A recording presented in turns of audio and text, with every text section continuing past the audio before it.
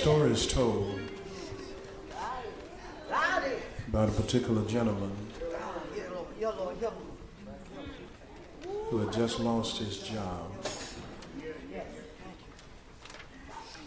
And while he was en route to tell his wife and kids that he had lost his job, he received a phone call that while his wife was out shopping, she had a terrible accident. One of the children died in the crash. And now, while he rushes to the hospital to see doctors and yet call the undertaker with no job, he gets word now from his neighbor that his house is on fire.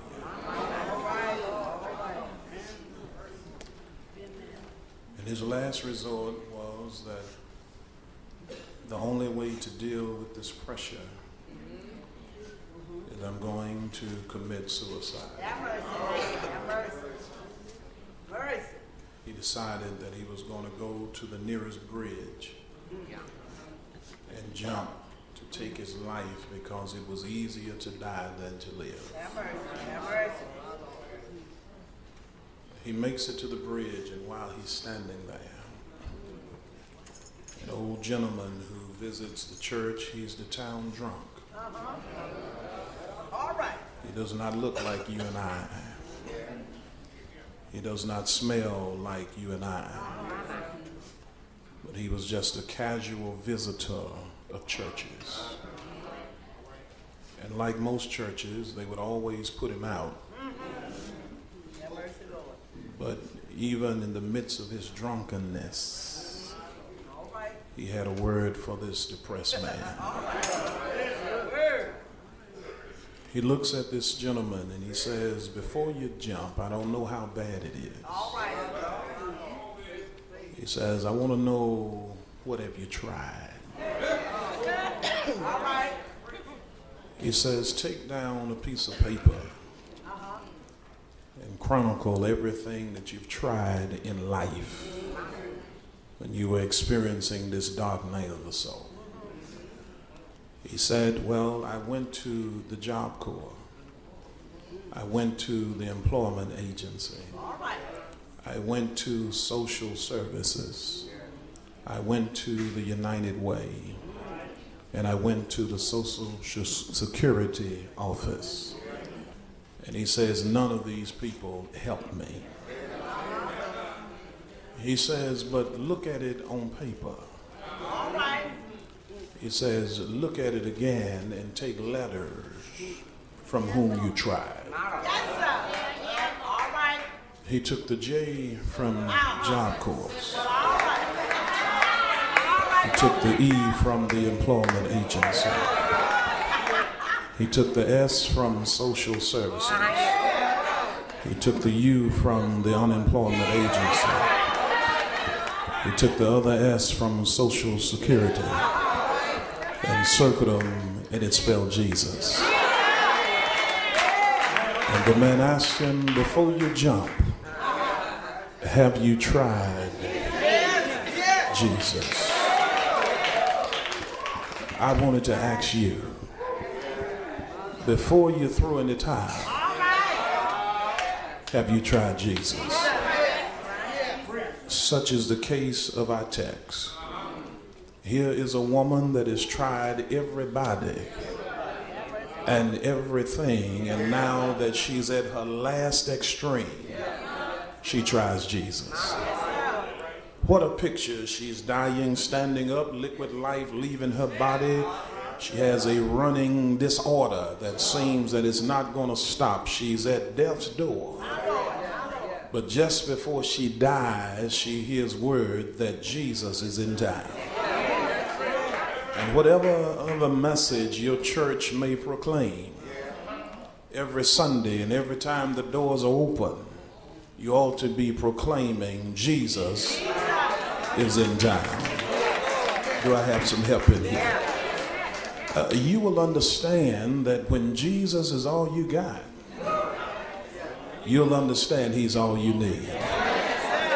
Because somebody, you're at the point in your life where everything and everybody has let you down, and you're at a point that I don't know which way to turn. I don't have anybody else to call. I have exhausted all of my means. But you need to understand, brothers and sisters, this woman decided that I've been taking my problems to the wrong window of exchange. Because every time I give them my problem, I come back with even more problems. But this time, somebody shout this time. She gives her problem to Jesus and she comes back with healing. That's really how the master works. You can give him your sorrow, he'll give you back joy.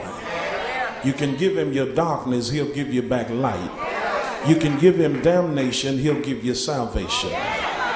You can give him your grief, he'll give you some hope in the midst of a grieving period. You can give him your bills, he'll give you money and overflow. You can give him your enemies, he'll give you friends.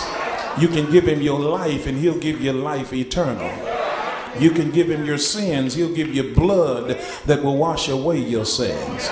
You can give him your confusion and he'll be peace in the midst of confusion. You can give him your mind and somebody will testify he's a mind regulator. You can give him your broken heart. Others will testify he's a heart fixer. Because when you go to the exchange window of Jesus, you can give him one problem, but he'll turn around and give you solutions. The only reason you and I are in this room is because nobody but Jesus solved situations that were in our lives. What was too hard for man, when we put it in the hands of God, he specializes in things that seems impossible. Now remember, she's a socio-religious outcast now. She's isolated from the church because of her issue. She can't come to church. But the good news of the gospel is I don't have to have a God in my life that I can just meet at church. I can feel him in my house. I can feel him in my car. I can feel him in the bank. I can feel him at the grocery store. Somebody know what I'm talking about. I can feel him all along the highway when I'm about to have an accident, and it's not my human ingenuity that keeps me. It's the hand of God that snatches me out of the wreck, because Jesus has a way of working when we are outcasts. Somebody here has been in some tight spots just like this woman, when all of your hope was gone, all of your help and health was gone, and he stepped in just when you needed him the most. That's good news. And let me quit with the introduction. The first thing I want to tell you today is that this woman makes an emotional examination. Sometimes you look at your life and it'll make you want to cry. Matter of fact, Spurgeon says life is like an onion. The more you peel it, the more you cry.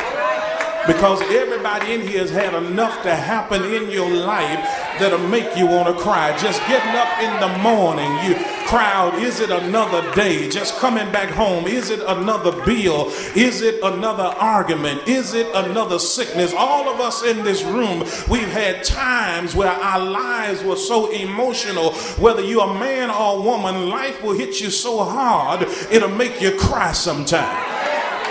You'll cry when you get up. You'll cry yourself to sleep. You'll wake up in a midnight hour. Tears are still crying. You'll try to do your job. Tears will get in all up in your eyes. Somebody here know what I'm talking about. You'll come to church and try to worship, and tears will start falling even in worship, because sometimes your life can get so rough and tough, it'll make you want to cry. Well, what was this woman crying for? Because number one, she had a